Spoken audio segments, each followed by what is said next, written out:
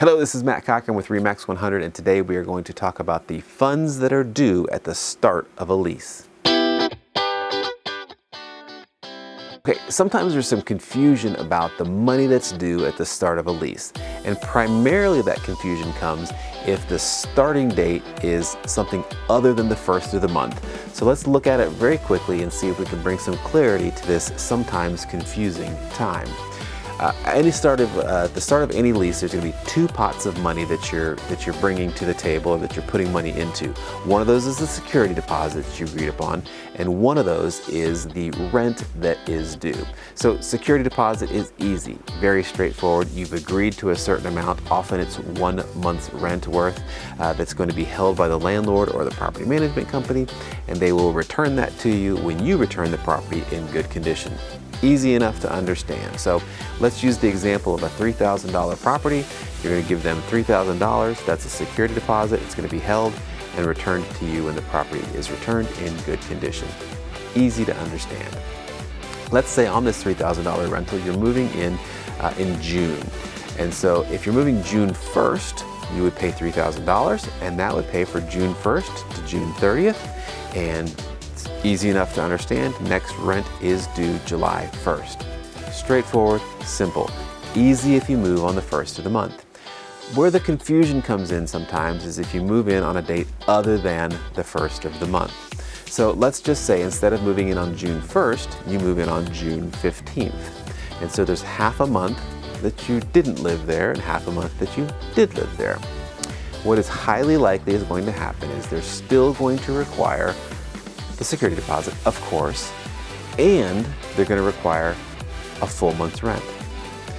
And so they're going to apply that $3,000 that you pay at the start of the lease, even though you're moving in June 15th, to July 1st to July 31st. So that's your first full month. They're going to collect it on the 15th or before you move in, and they're going to apply it to June 1st to July 1st to July 31st. And then you still will owe the 2 weeks from the 15th to the 30th of June.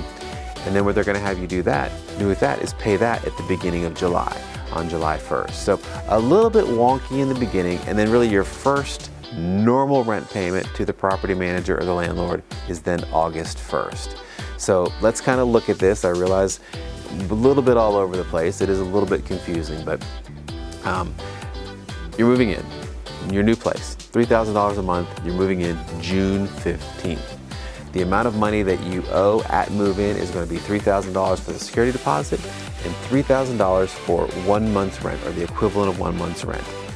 The accounting department, so to speak, is going to take that $3,000 and apply it to July 1st to July 31st. Then, when July 1st comes around, you will pay the proration from the 15th to the 30th of June. So it'll be a smaller amount due in July. You will have already paid for July when you moved in. And then as you move through your lease term, August 1st will be sort of your first normal rent payment to the property management company. I know it's a little bit weird. It feels a little bit backwards. Why wouldn't you just pay the prorated amount? Well, to pull the curtain back for you, the reason that we do that is that the real estate companies get paid a portion of 1 month's rent to help facilitate and introduce the tenant to the landlord. And so the listing agent who worked with the landlord needs to get paid, and the tenant agent who worked with the tenant needs to get paid. And the only way to ensure that there's enough money in that pot to pay the fees for the agents is to collect 1 full month's rent. If we collect half a month's rent, there might not be enough money to pay all the real estate agents and the brokerages that were involved. So that's a little bit of behind the scenes of why you have to kind of deal with that weirdness at the front side of a lease. But hopefully this has brought some clarity to the process and the project and what is due.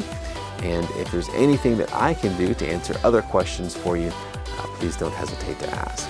Hopefully you found this content useful, and if you have, I would ask you please like this video. That would be awesome. If you can think of somebody that this would be useful for, please feel free to share it with them.